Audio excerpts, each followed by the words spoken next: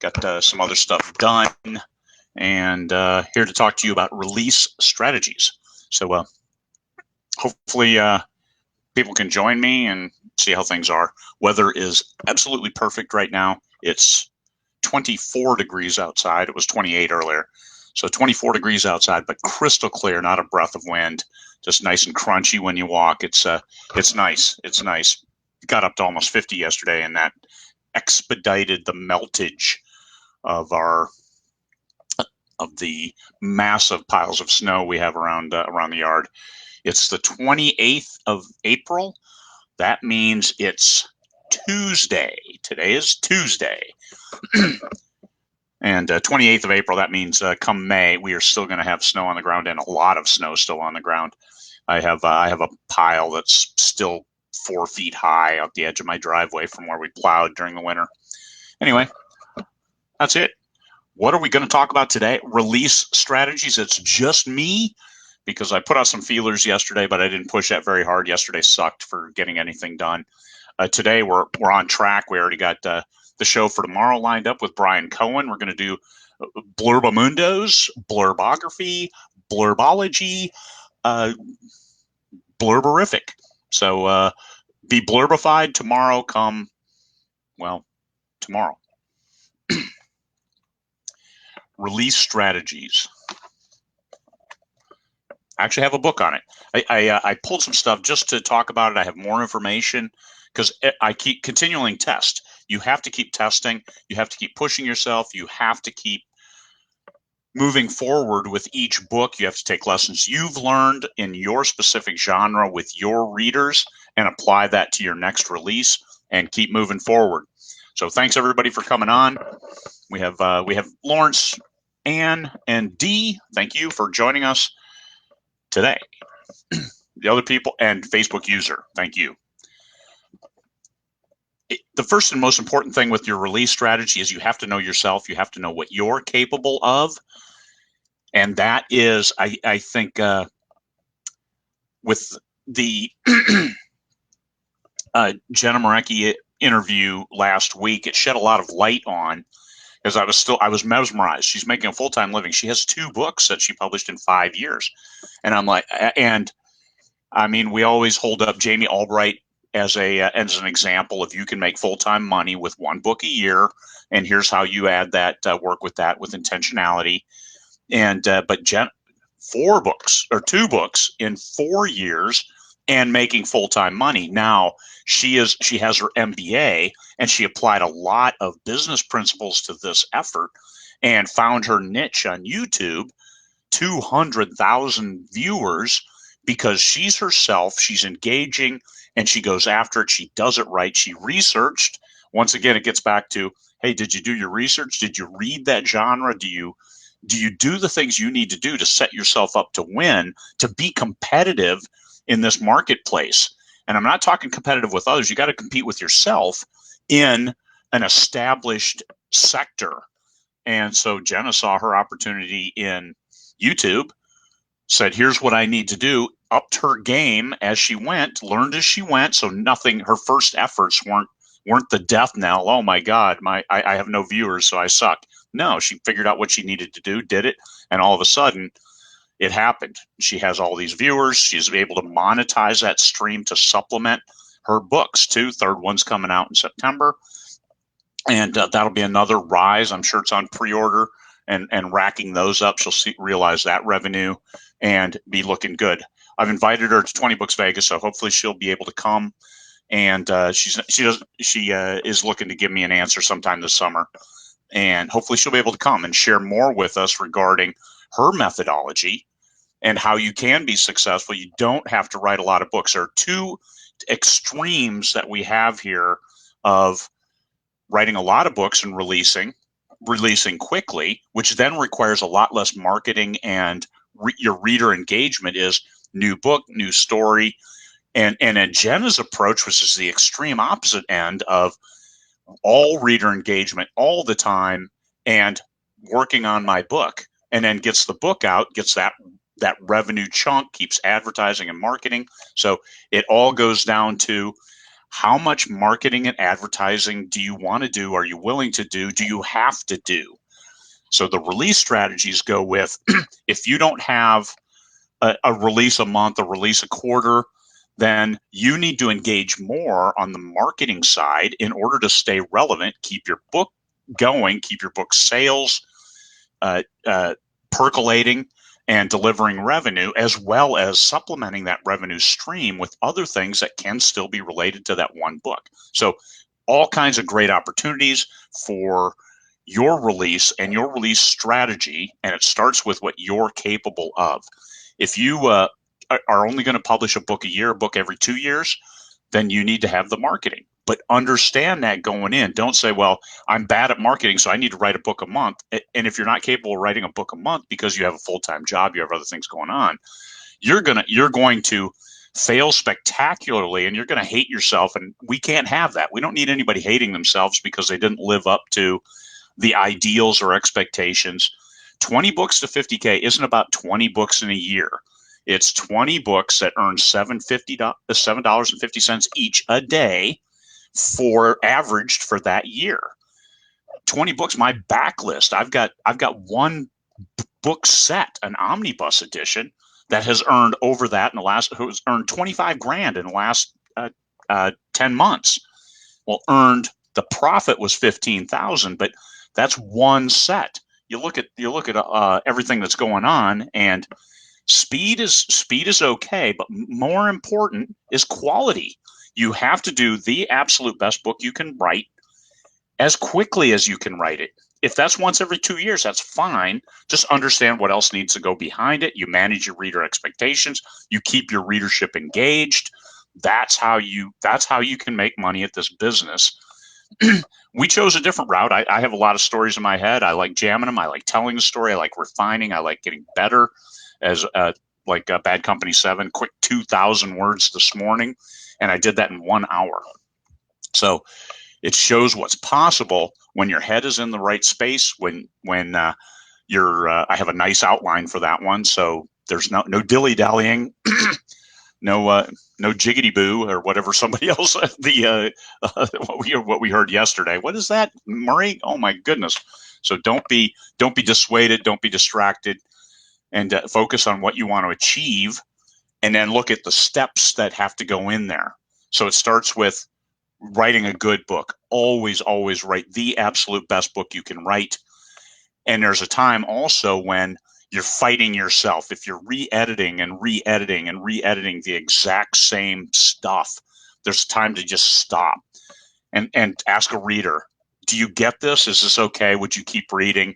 And if they say, yeah, I understand, I know what's going on, I'm looking forward to seeing what happens next, then stop fucking with it and get back to work and get that story going. Because if you write 200 words and keep editing those same 200 words over and over, at the end of the day, you have only 200 words. So you have to keep moving forward with your story, and you'll see better how things fall into place. The more you write, the better you get at it. That's just all there is to it. That's a simple, a bajiggity. That's it. Jiggity boo. I'm like, what the hell? It's all these jiggities. I'm lost because I never dance. So clearly, not being on the dance floor, I'm ill-equipped to address the bajiggities of the world, the bajiggity misalignment of your actions to your desired results, which is how I interpret that word. I hope it doesn't have any negative connotations or some kind of other undertones, because that's not what I intend. My intent with those words are dance moves that I don't understand and will never get me across the dance floor, because I'm the one sitting, watching, and probably drinking more and more heavily as the night goes on.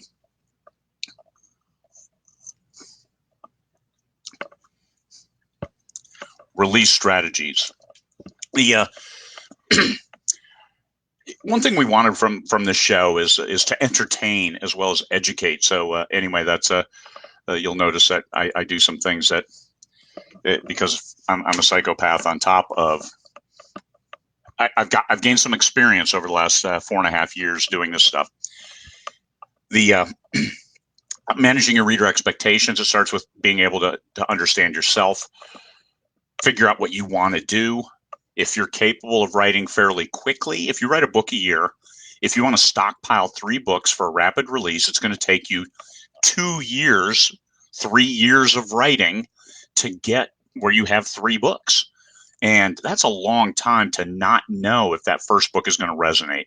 If you're writing a book a month, your writing time invested is possibly similar, might be a couple hundred writing hours, but you still need to make sure that first book resonates. So for new authors, those who don't have a book out yet, I caution you against adopting a rapid release strategy, a book a week, every month, whatever, different variations on that rapid release, which are inside that 30-day window. You at least have 2 books inside a 30-day window to take advantage of Amazon's new release prompting and their area of new releases where people can browse and say, oh, hey, new release, look at this one. Or you get that, if you get number 1 in a new release, then you get that nice orange banner. That only works if you sell a lot of books. If your new release doesn't resonate, then your next book isn't going to sell at all. Because book 2 in a series where nobody's read book 1, your sales are going to be 0. So take care in making sure that first book is going to resonate. And this is where you might take a year. I finished the book, but now I'm going to take the next year and trying to build a readership, give snippets, talk about the book, be working on the second book, and making sure that the readers are going to embrace your story and embrace your style. Yeah, you can have during that time, you can write a short story lead in, almost like a prologue that's not a prologue. A lot of people don't like prologues. In a galaxy far, far away. Okay, that was a prologue, but it kind of set up, it was kind of done really cool, so you could watch it, some visuals, some great music. So it took your mind off, hey, I'm reading a prologue. I really don't want to, I just want to get into the movie. In a book, it's about the same way, without the music and without the other visuals. So you kind of only have the stuff scrolling across the screen, and that's kind of boring. But a reader magnet, a short story, possibly in your universe, maybe not, but it needs to replicate your style. It needs to be the absolute best you can make it. It needs to look like something that's a sample of your writing where people say, God, I got to have that. I love this style. So that's what you do with a reader magnet, even if it's only a few thousand words. If it's a sample of in a galaxy far, far away, and people read that and say, holy crap, I like this. Hey, that's cool. Now that's a good advertisement. And then they'll sign up for your newsletter. That's how you start building readership before you release anything. And I would recommend that. I didn't do it that way. I released a bunch of books before I had my first readers. So it's I had time. I wasn't hurting. I had time and a cash war chest to help my publishing career. So that was, and it still took me a long time. I know better now. Now it's like, hey, just write that short story, start working with people, start getting some readers, start farming that out, even advertising that a little bit and showing, hey, I like this style. That's what you're looking for. People to say, I like your stories. I made a big accident a couple days ago on SendFox. I was trying to add a new person, a single contact into the my automation sequence. And I accidentally resent my 5 email automation sequence to my whole list. Yes, I thought I was going to lose a lot of people. Now, good news is I didn't, because the majority of that list had not gotten this onboarding sequence. Only the last people from the last few months. So they're looking at, oh, hey, thanks for the short story. I'm getting a lot of emails back from people saying, hey, thanks for this. Here's a bit of my story. And they're like, hey, I like this short story. I like this one. I'm looking forward to this. Oh, hey, I bought this set because it was in this automation sequence. So that has inadvertently bumped up my sales, and it was unintentional, mind you. But it also reinforced what Joseph Alexander said, a 7-figure author out of the UK, is that every new person to your list is a new person to your backlist. So all these people are seeing, oh, hey, here, as I introduce stuff and here, oh, here's a series I like and a few words on that series, and they're diving in. So that miscue has really helped this past about 3 days, and it'll go on for another 9 days because I hit them every 3 days with that onboarding sequence. But all of those things are combining. Every new reader is a possible new backlist reader. Good thing. Release strategies. Is this oh my God, I've only been on for 15 minutes and I've already said like 4 million words and taken 5 sips of my coffee. You can't see it, but it's maybe you can. I drink it you don't really see. It's blonde. I put creamer, a little bit of creamer in 3 cups now during the day. One of them decaf, the other 2 high test. So I drink a total of 1 full cup of high test because I drink it at half strength each day, and all the rest is decaf or water. I haven't had my 16 ounces of water yet. I forgot to do that the last time I got up before we started. But that's water incrementally through the day, half your body weight in ounces, not troy ounces, the other ounces, and keep yourself hydrated. It also removes some of the wrinkles around your eyes. You'll see less puffiness if you drink enough water over the course of a couple weeks or a month. Something you'll see. I've lost almost 10 pounds since I started, 8 pounds since I started keeping track after my my destructive feeding myself in isolation down in the hotel, where I think I gained 5 pounds in the 16 days. I have now lost that and then some. So I'm in a good place. Keep going down. Target is 180. I'm at 195.4 this morning. So continue moving down. Lower calorie count, lower portions, no junk food, because we're ordering online now. So potato chips and stuff that's on sale doesn't magically end up in my cart and cookies. Release strategies. So when you decide what you're capable of doing, and if it's hey, I'm just going to release 1 book, you build up to it, you build your readership up, and then you release the book in the best way you can. I would spend money on ads, but not a whole lot, just to learn how ads work. I have found, and Michael Anderle also backs me up on this, is that if you're running Facebook ads and Amazon ads, it's extremely difficult to distinguish where the biggest impact is coming from. We believe that it's that 7 touch rule, where somebody has to see something 7 times before they hit buy.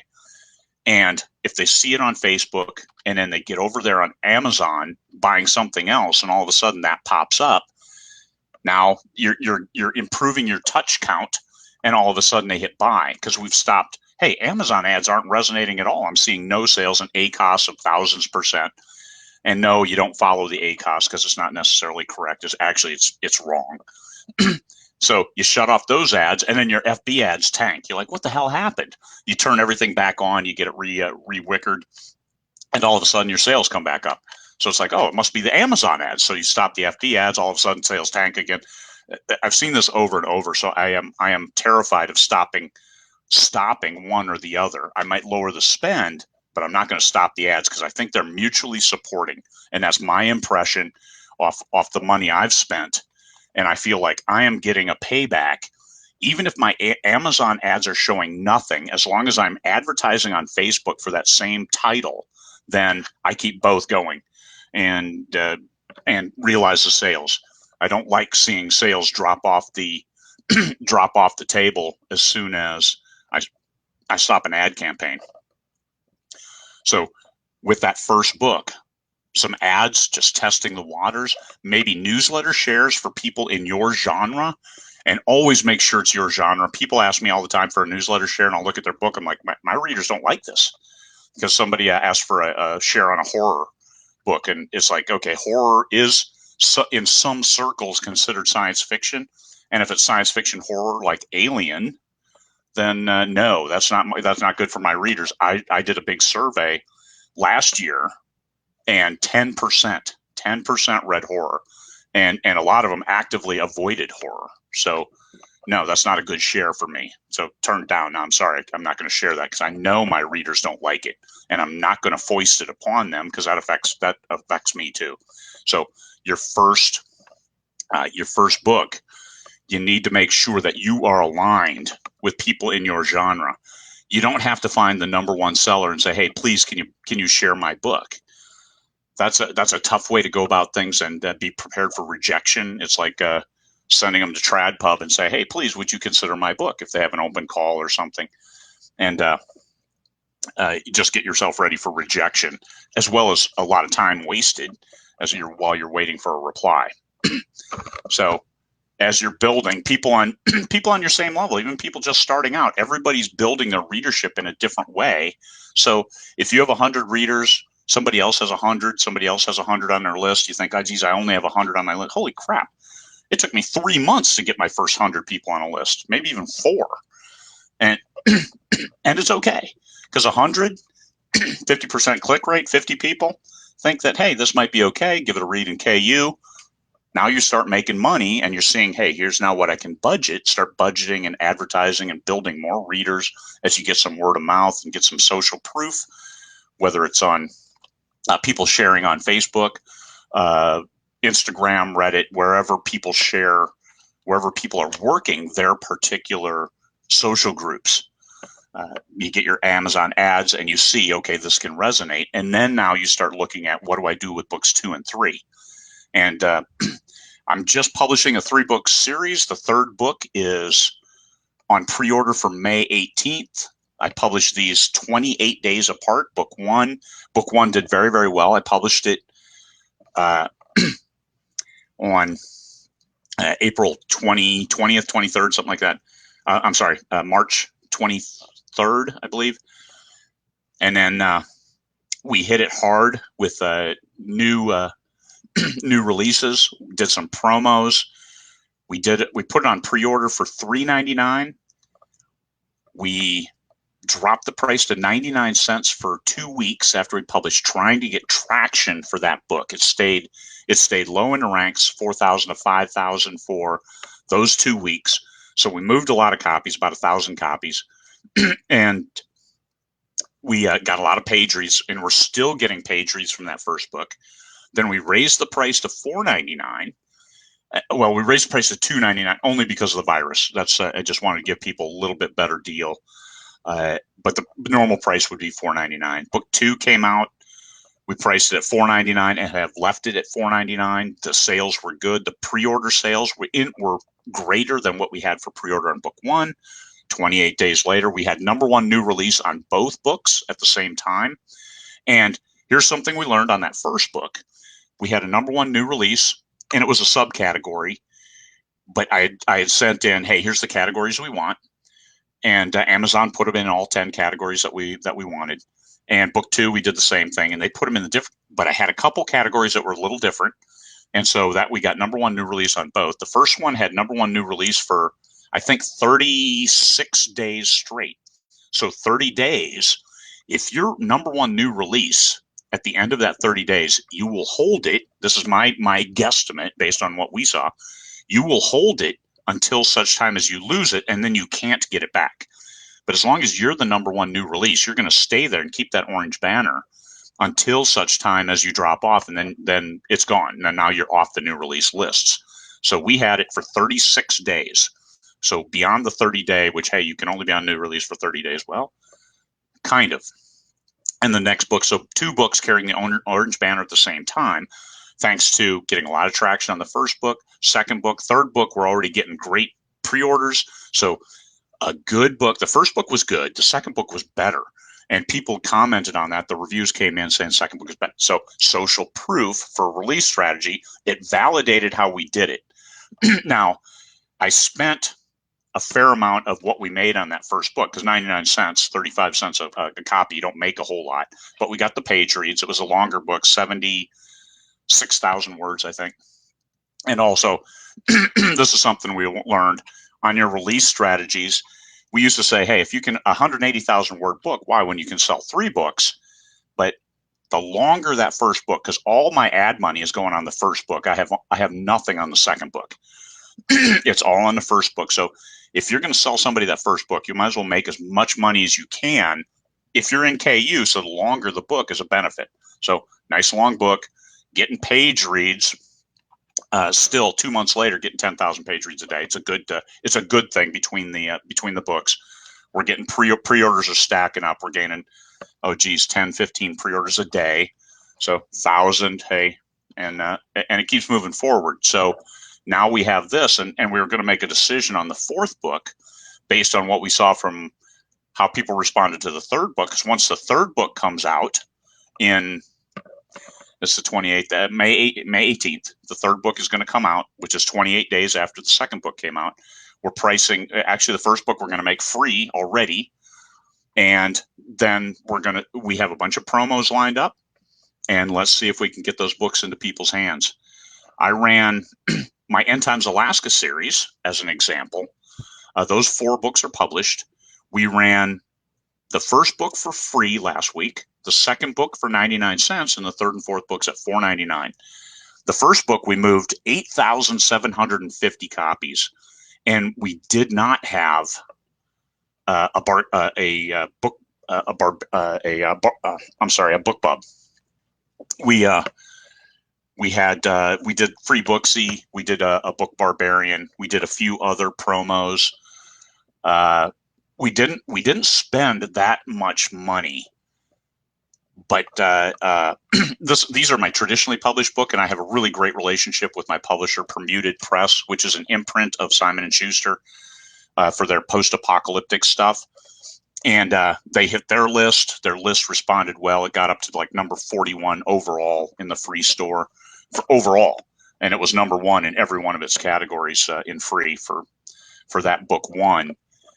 But 8,750, that's my biggest without having a book bub. I did a book bub and had 49,000 one time, so that's my biggest number. But a book bub free, I mean, that's an easy way to hit the highway. A book 2 at 99 cents sold 350 copies.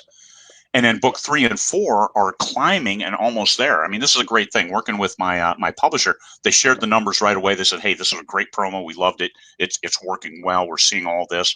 I was disappointed that because they said they were disappointed as well as I was in audio sales. They said that we only saw a few sales from audio. We did not see what we thought we'd get, which is you buy book 1 for free and you can get the audio for like $4.99 or something with that book.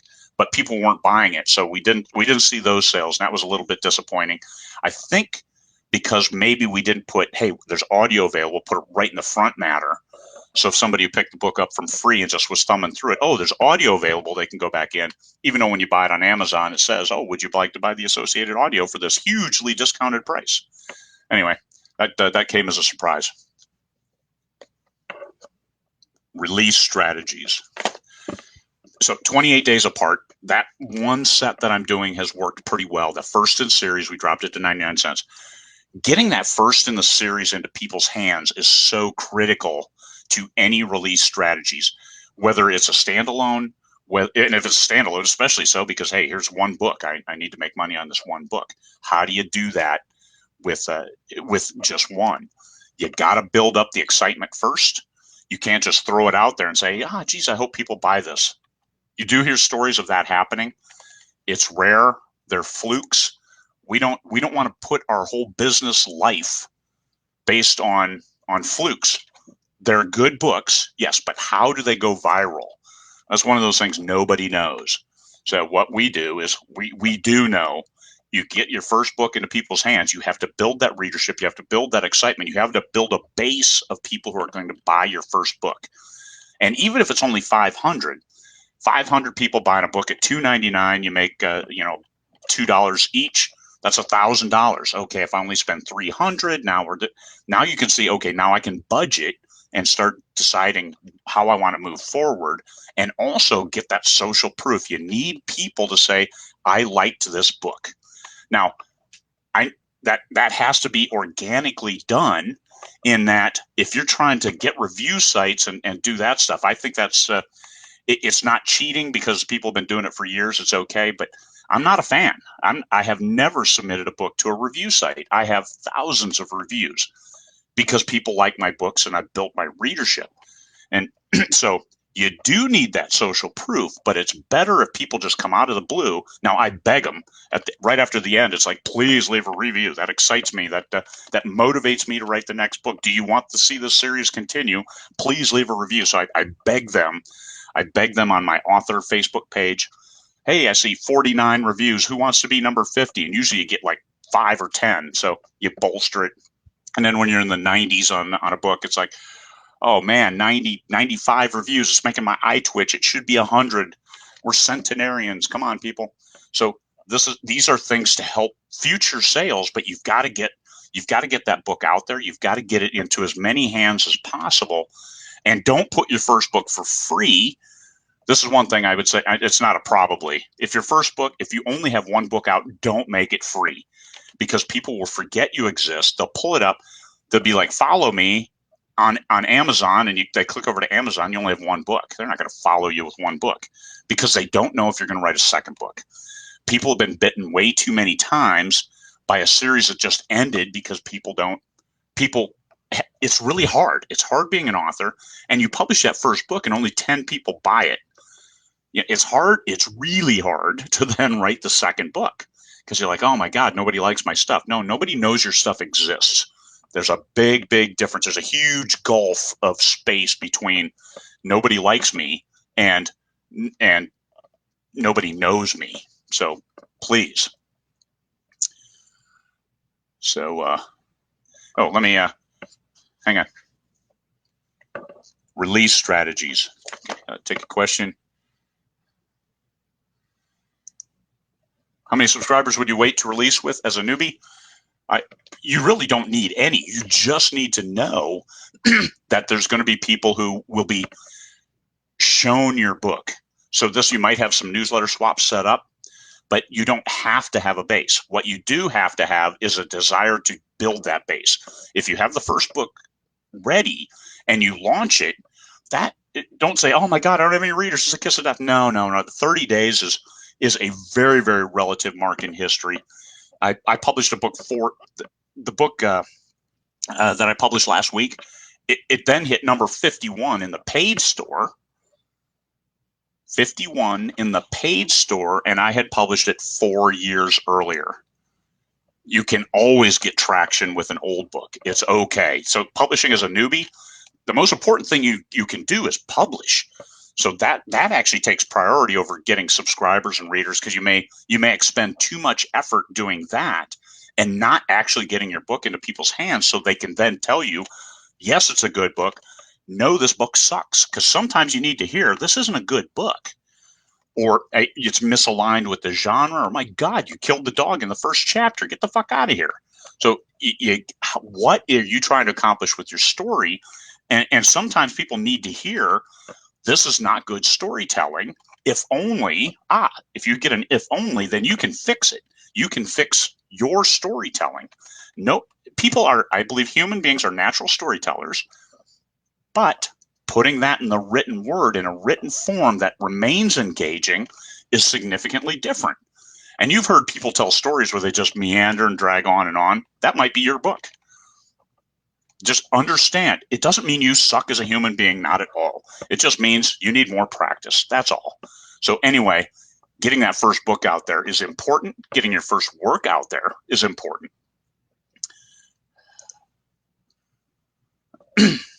How much would you spend on marketing 3 books, rapid releasing, and what would you use? Okay, I'm doing exactly that right now with the series, Crimson Empire series. We have 2 books out. We put book 1 on pre-order 60 days early. We had book 2 on pre-order before we uploaded the final copy of book 1.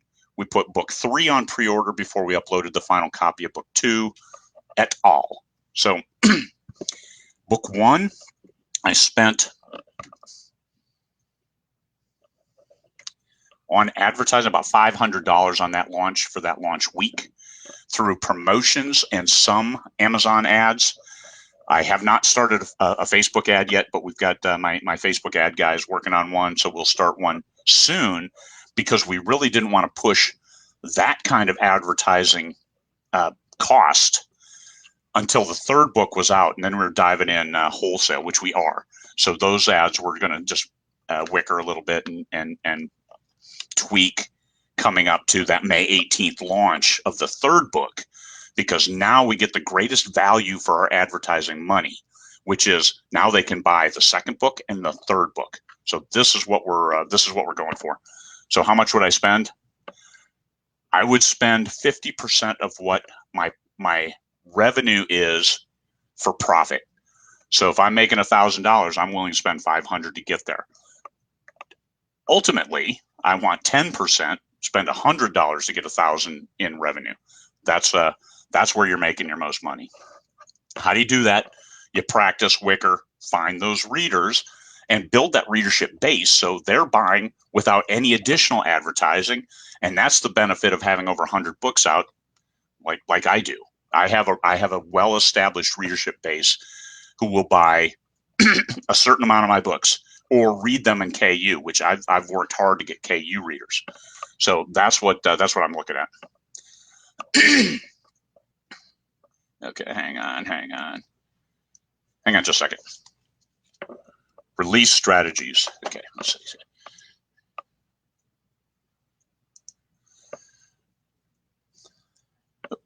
Come on, there you go. Why would you do a pre-order? You do a pre-order because you get the Amazon, the ASIN link. You can now submit to promotion sites and say, hey, I want to run a promotion on this book. And if you have an established portfolio as an author, some of the sites that say, well, you have to have 10 reviews, those go out the window if you have thousands of reviews, and most of them are 4 and 5 stars. So I was able to bypass some of those. Whoa, hang on. Okay. I was able to bypass some of those limitations and get into newsletters with a new release just because of my established history with the sites. Like I believe Robin Reed's and ENT require like at least 10 reviews or something like that. I don't know, but none of that applies if you have if you're well established. So I was able to get those, and having that ASIN and having the pre-order in the second book, then the immediate impulse buy. In our first book, we didn't push the pre-orders. I just wanted to have it so I could have the link and get those promotion sites set up. But we still had 78 pre-orders with only social media. We spent no money during the pre-order period with advertising. And I know some people do. Once you're established, and once that is an established author, this was a co-author project, so it was new, like a new author for folks. And the second book, we had 102 pre-orders. The third book, we're going to have even more than that. So yes, that's the establishment of the series. 100 no, it's not 10,000 pre-orders, but I didn't throw any money at the second pre-order. The only way they knew it was there was they had read the series. And putting pre-orders up now, Amazon links them all. So now you have all the series. If you're writing in a series, they're all there. My book 9, which just came out yesterday in my Judge, Jury, and Executioner series, we had it on pre-order for a month, and the link was there. It's book 9. It shows the whole series page. Way, way cool. Is there an advantage to doing pre-orders for nonfiction? The pre-order thing is just, are you going to advertise it? And for my nonfiction, I did all soft launches, but I'm different. I mean, I've got access to 20 books at 50K, and I'm writing them for you guys. So that's a little bit different. Would I do it for nonfiction? No, I would just publish nonfiction when it was available and just say, hey, here you go. Here's nonfiction. Because every time I show one of these books, they're doing 99. They're all 99 cents right now in the Successful Indie Author Series, just because the virus. I'm not profiteering off anybody. Just, hey, if you need some help in pricing or collaborations, pick up 99 cents. You can get it. It's in KU as well. But I look at that differently. Not soft launches for nonfiction. Anytime you do a pre-order or you do a setup, you do big newsletter swap stuff, like I would call that a hard launch. A hard launch means you've done a lot of prep. For my book 9 in the series, it's book 9. I did no. It wasn't a hard launch. It was just, hey, I've got the pre-order if you want to get it after midnight, and did it all social media. Spent no money, and still got 100 and some pre-orders because it was full price. I mean, we're catering to the KU crowd. And then we also do fan pricing this Saturday. It'll be 99 cents one day for that book, just to recognize the fans and say, hey, thank you. But already KU reads are climbing nice high numbers already. And just depends where you are. And this is the advantage of long series. You have the readership. You have a nearly 100% read-through rate. It helps your release strategy immensely.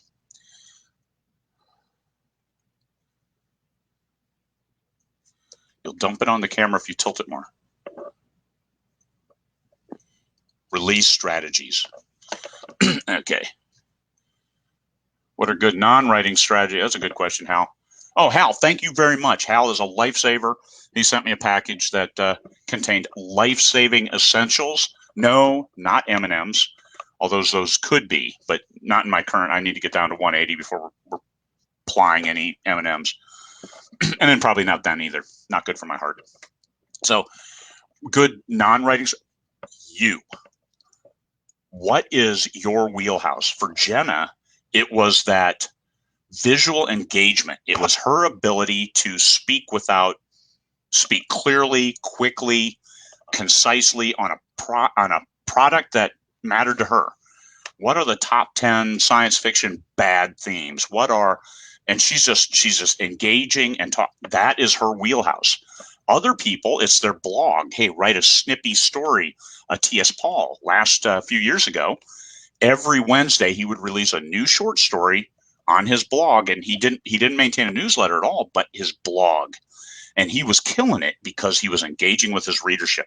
So what is your strength that you can use to engage with your readership where they like you?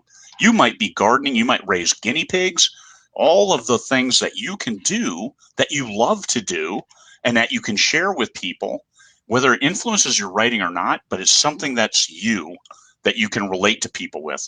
Like my box set I published on 20 Books of 50K today about, hey, here's how I've done over the last 10 months with this omnibus edition. And the tagline is a cat and his human minions. So cats, I can always talk about cats. We had two forever. And then, they have since passed away. And at that time, I found out I'm allergic to cats. So no wonder I had some issues. But cats. You can always talk about cats. Share cat videos, share cat pictures. Cool stuff. Always cool stuff. And helps relate to the readership. I use Facebook a lot. That's where I am. Maybe Instagram is your wheelhouse because you just love taking pictures. Maybe YouTube, but YouTube, do your research like Jenna did. Research, figure out what you need to do. 10 minutes. Jam it. Use equipment you can afford in the best way possible. Edit those videos to make sure they're concise, clean, and 10 minutes. Impact, move on. So what is your wheelhouse? Is it talking to people? Not like me. I suck talking to people, but I still do it. And if there's nobody else talking about release strategies who's talking about release strategies fairly ineptly, then it's not there. So it has to be me. But do what you're good at, because then it won't be like work. The important thing is, and like write in a genre that you like, write what you know in some respect. If you like to research and you want to write 1860s love stories, romance, that's fine. Research it, live that, because you're living it. Don't write something you don't like. If you don't like lit RPG, don't say, hey, that genre's killing it, I better dive in there. No, the readers will know. The book will suck. You're not going to get readers. You're not going to make any money, and you're just going to waste your time.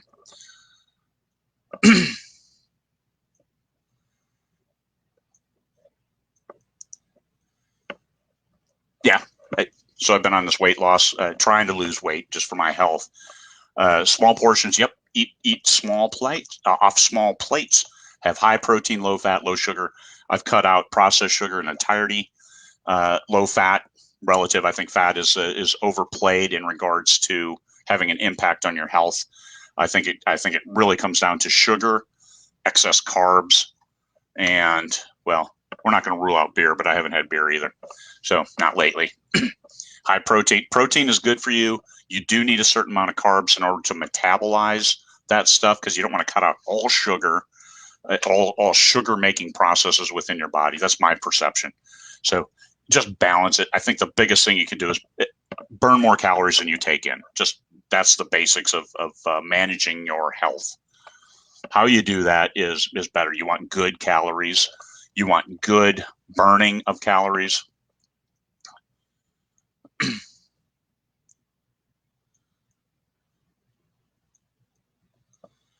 Okay, just reading some questions on the side here. See what we got to see what I haven't addressed, which I haven't addressed a lot. But the basics are the same.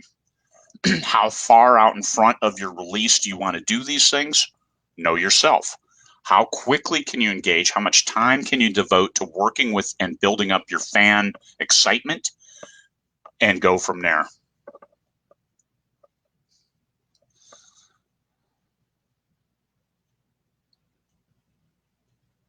The live feed is going all over here. It keeps on going back and forward. I don't know what that means. I'm showing 5 bars. I'm showing that I have a really good signal. So I don't know what that means.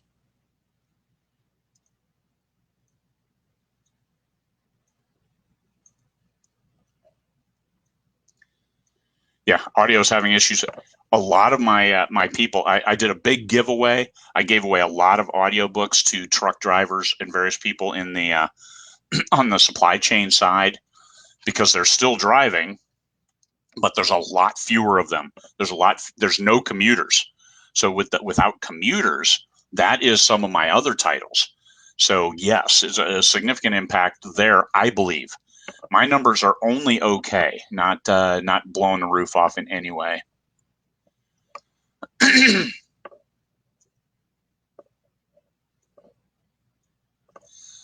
Yeah, buy the book, get a discount on the audiobook.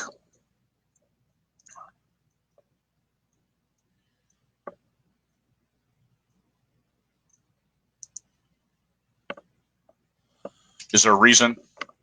Yes. Do I have to assume that you want to know the reason? And this is part. I always try to teach people to ask better questions. The question is, why don't you put all of your books on pre-order at the same time? Covers. Yeah, I do buy covers ahead of time, but sometimes I can't get all of them ahead of time. So simply covers. I'm not going to put a placeholder cover because then that goddamn placeholder cover's on Goodreads for all eternity. And I only want to upload one cover, the final cover. And if we change covers later, that's fine. But that's covers. That's why I don't upload all at the same time.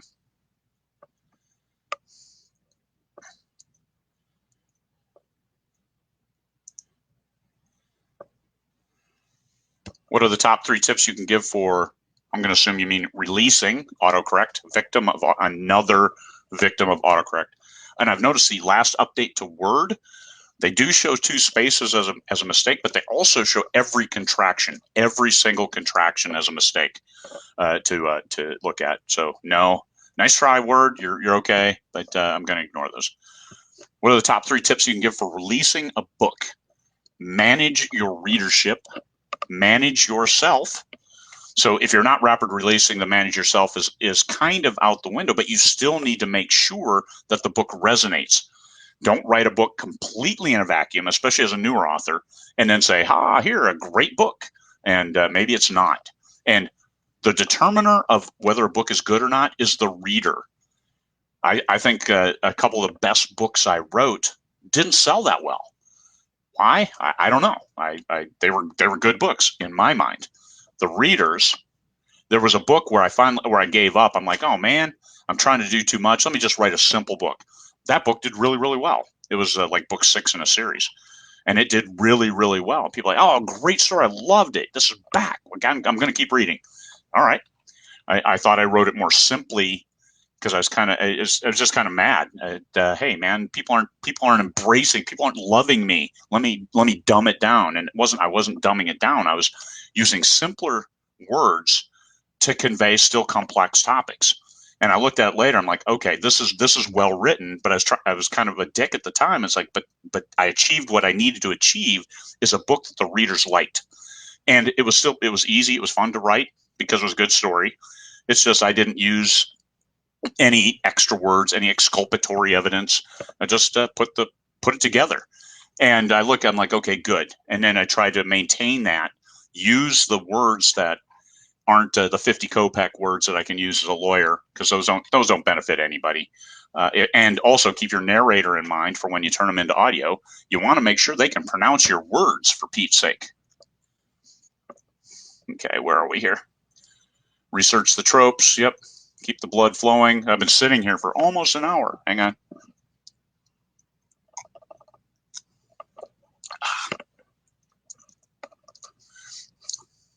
It's getting cold. Been talking too much. That's the problem with being in solo. Here's a question. All right. And it helps on the comments. It makes it really easy for me, for everybody listening. Put question. Elaine has been doing this. Question, like in all caps, and then write your question. That helps immensely, because then I can say, oh, here's a question. So how much of your day do you spend on marketing, ads launch? As much as I need to. It really depends on what I've got going on. Right now, the launch of that 3-book series, I had book 9 launch yesterday. Right now, I'm not spending hardly any time on ads. I asked a couple people, I asked my exec as well as one of my ads guys, hey, can you do this and this? And that was it. So yesterday was like 10 minutes on advertising, 2 hours on goddamn SendFox, because it ate my fucking newsletter and didn't save it. I'm like, what the hell? Because I was putting in links for other people, and all of a sudden it's gone because it locked up when I was trying to upload a cover. So important safety tips: scroll down to the bottom, hit save in between each upload of a new cover, because that's twice now it's bit me. It will not bite me a third time. But it has much, much higher deliverability than MailChimp, so I'll complain, but I'm going to use it. But just I need to use it where it works. How much should a new writer spend on launching a book? You need to invest time. You need to invest time and effort in doing the engagement with potential readership. This is where you can start a Facebook author page, and then from that author page, you can run ads. You can't run an ad from your personal page. So you need to start an author page. And me, the author was my brand. If you're going to run a series, and your series is going to be, then make a series page, because then you can run ads. The big thing about Facebook is you want that one page that can run ads. And if it's a genre, I'm in a group where it's called Space Opera and Sci-Fi Fans. And that's the page that we can all then run ads, as long as we pay with our own credit card. Works very well. So just decide what you want to accomplish, what you're going to write in. If you're going to genre hop, then you make it you. Make it your author page. Like I have my author Craig Martelle page on Facebook, and that's where I run my ads from. So you're planning on releasing a book next month. You're still waiting on the final cover. I have over 3 reviews of book 1 on Amazon. So the next book is book 2. I would say it's coming out. I would try to touch noses with every single reader who read book 1.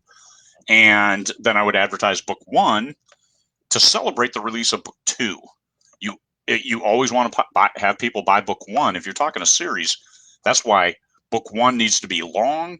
It needs to be engaging. It needs to be the absolute best book you can write. If people said, hey, I found a typo in book 1, go fix it and upload the new copy to KDP instantly, because better and better as you keep targeting, keep advertising, then more readers will come on board. And you don't want to show them a steaming pile and say, but book 2 is better, just keep reading. If you have to tell a reader to just keep reading, you've lost them. So how much should a new writer spend? Invest the time to make sure that you've engaged the readership, and you know that these types of readers will keep reading your book. Because if you engage readers, say, it's okay. That's not the winning endorsement. What you want to hear is, good story, I want to read book 2. There's the win. If they read it and they're wanting to move on, then you've won. And especially if you've hooked them after the first 3,000 words, they're going to keep reading. Should we seek endorsement? That is touchy as hell. You can get yourself killed as a new author if you keep haranguing established authors to get an endorsement. Once you're established, like only now, finally, A month ago, I started asking for, hey, could you read my book and give me a check? I've got 5,000 5-star reviews on on Amazon. I'm not foisting garbage on you, and I was able to get a couple endorsements from New York Times bestselling authors based on solo sets on their solo books. So well established authors, and that you can always do well if you have a premier endorsement. And we learned this. We got this confirmed from Dave Chesson on his heat map. They look at that hook, that bolded hook, the top line of your blurb. Yes, some people go on and read the rest of the blurb. It's engaging, but understand the majority of people looked at only that top line bolded hook. So if you want to appeal to the majority of people who look at your product page, that's where you need to hook them. And then they scroll down to look at the editorial reviews, not to see what people said, but to see who said it. The heat map showed that people hovered on that bolded. You show their quote, and then you put in bold who they are. So if you got an endorsement from James Patterson, good book, will read the next. Quotes, James Patterson. There we go. And not a James Patterson who's not the author. Don't do that crap. Put the real James Patterson, New York #1 New York Times bestseller. There you go. And that's what they would look at. So make sure it's bolded, make sure it's under there if you do get them. So data, using data to help you. I know one author, his first book, he had a dozen high-level endorsements. Good on him. He was established elsewhere. He's an executive, so it wasn't out of the blue. However, he just had good relationships with the right people and was able to get those endorsements, and wrote a great book and was able to get those endorsements, and that helped vault him out of the starting gates. If you had all your covers done, not necessarily. It all depends if I have the blurbs, because I don't want to put a pre-order up there if it's got a crap blurb. And sometimes, and in this case, the 3 books, we had book 1 done when we went on pre-order because we knew, hey, it's done. Now 60 days is a lot of time to perfect it, improve the quality. And book 2, we had the premise, but book 3, we didn't have the premise yet. So I couldn't do a blurb at all. So we waited on that until we had the blurb that we didn't change, because you don't want to change shit, because then you're setting yourself up to fail. So make sure because somebody look at it, so, oh, hey, what happened to the 3rd book? It was supposed to be this, and now it's this. Don't do that. So if you have all 3 books written, sure, why not?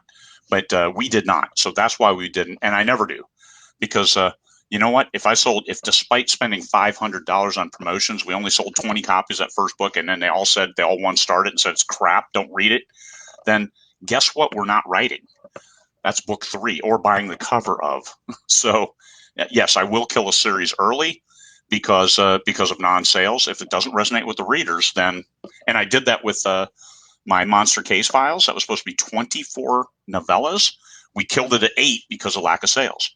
It was mistargeted genre, other reasons, but hey, it's okay to kill because you're a businessman. Take off your art hat, put on your business hat, and if you're not making money, you need to find a way to make money, especially if you're trying to. Now, if you're writing for the joy of writing and publishing, I'm not knocking that at all, but 20 books to 50K is a retirement plan based on your writing.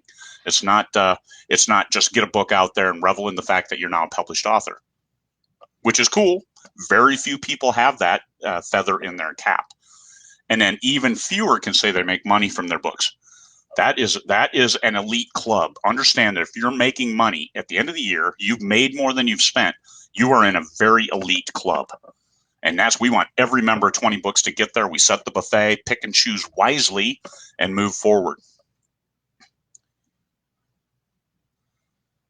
I might need to reboot my router. Oh, not me. Somebody else. Okay.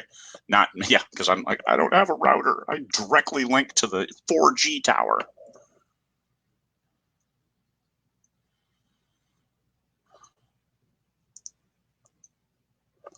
Don't you think pre-orders hurt less established authors' rank? There's no author rank anymore, so they don't do shit for the author rank. It's and book rank, irrelevant. What they do is, if you have 100, they help the kitty. Because if you have 100 pre-orders on a $4.99 book, that's $350 dropped in your account one day. 2 months from then, you're going to have that money. So pre-orders release toward the end of the month on your pre-order, so you get that money in 2 months. Don't release on the first with a pre-order, because then you won't get it for almost 3 whole months. So just an important safety tip there. And does it help? Ranking, you want to get people like the book I released yesterday. We had 100 and some pre-orders at full price. That's a nice boost to the kitty, boost to the pot. And oh, by the way, it still went up to 1,600 overall. So I got the borrows, I got the sales, nice revenue stream started. It's the 28th. I get all of that money in 2 months, as opposed to waiting 90 days. And then next month, hopefully it will compete for a bonus. So does it hurt new authors' rankings? Worry about finding your base readership. If you can have 100 people buy a book sight unseen based on the blurb, you win. So I do the pre-orders just to do promotions, and this one was calculated, and also because now Amazon is their servers are overwhelmed. Not knocking them, they are all stars during this crisis, because they're getting products to people. They've been having problems getting books uploaded. So if you try to upload one today, they might take 2 or 3 days before it goes live. With a pre-order, it goes live exactly on the date at the time you want it to go live. So that's the new benefit. So rankings, irrelevant. You want to get the sales because you want to know what kind of budget am I going to have. How you can start wickering some ads. You can even set up promos. Huge benefit to pre-orders. If as long as you can guarantee you're going to release. Don't be bumping your pre-orders. I know right now you can do it at no cost and no penalty from Amazon, but this is where you're boning your readers. Manage reader expectations, overpromise, underpromise, and over-deliver. So the pre-order we set up on the book that released yesterday, that was for May 18th. And we always knew April 27th, but I wasn't sure if I was going to get the virus or not. And if I did, I needed an extra month. So that's why we set that. Hey, and we were able to underpromise, and we over-delivered, and people were ecstatic. I got the book a month early. Cool. So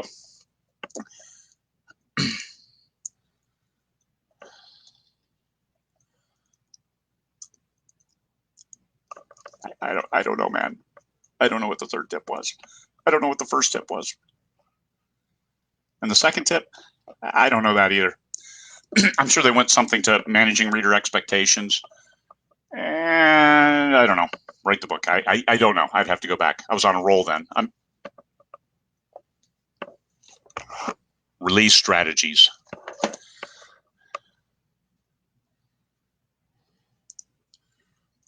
And this, I think this is probably the most important question: is how much should you invest in launching a book, whether time or money? And that's only you can answer that, but it's tempering your expectations. If you expect to launch a book and sell 1,000 copies, keep in mind, this is me. I've got over 100 books. I have thousands of readers, and I still only moved 1,000 copies of a new book in a new series with a new co-author. And I put it at 99 cents, and I ran $500 in promotions. So keep in mind, so temper your expectation. 1,000 copies, that's what I was looking for. We got it. Life is good. Now book 2, even more. I'm like, way cool. Okay, we're getting where we want to get, because it was very calculated. And I had an educated guess that I would get my money back on those sales and page reads on that book 1. So if I break even on book 1, that's a huge win, because then it's not a loss leader. It's simply a break even leader. In books 2 and 3, that's where I make the money, with the bet that people are going to read through, that the read through is going to be north of 80%, 80, 90%, and then into the next books. And the next books are long too. So we get our money's worth. So what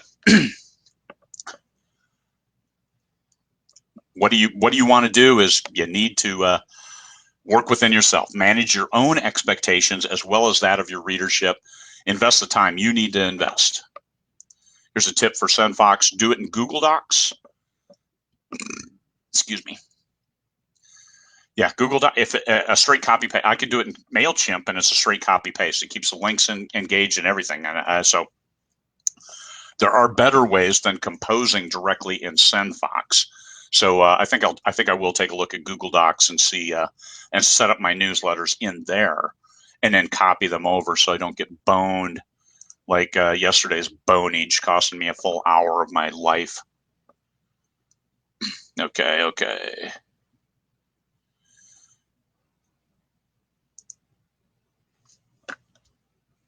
Tuesday, April 28th. Tomorrow we have Brian Cohen. We're going to talk blurbs and blurbography, blurbology, blurb and setting that hook. I know when we did the exercise for blurbs on Sunday, a lot of people were posting longer blurbs. That's okay. Sometimes they're engaging. Maybe that's right for the genre. But understand the data shows people look at that top hook.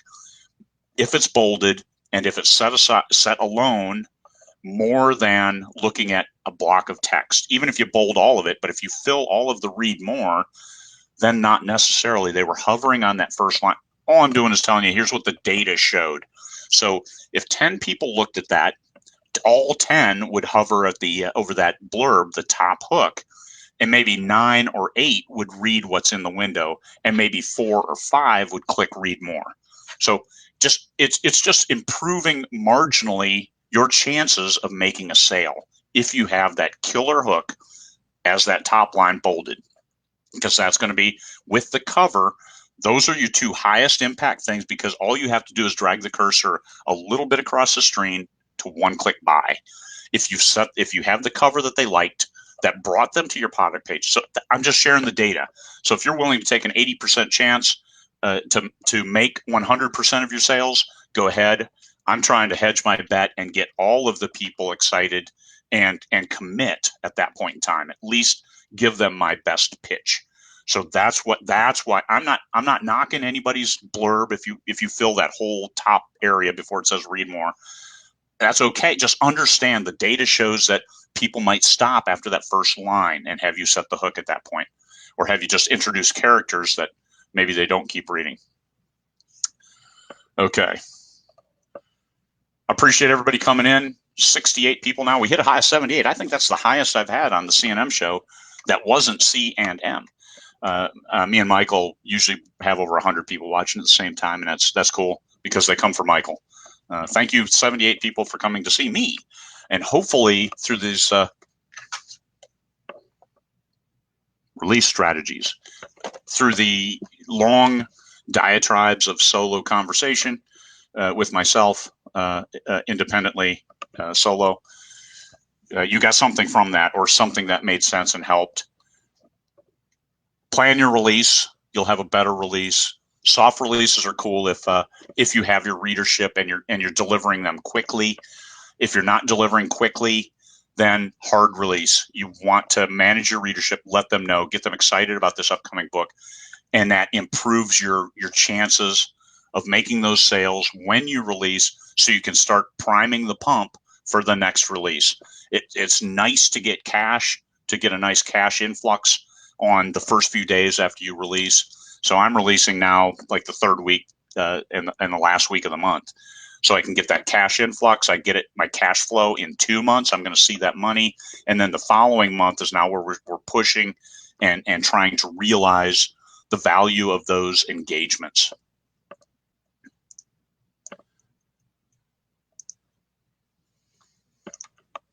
So that's it for today. Been an hour and 10 minutes. Holy cow. Out of control.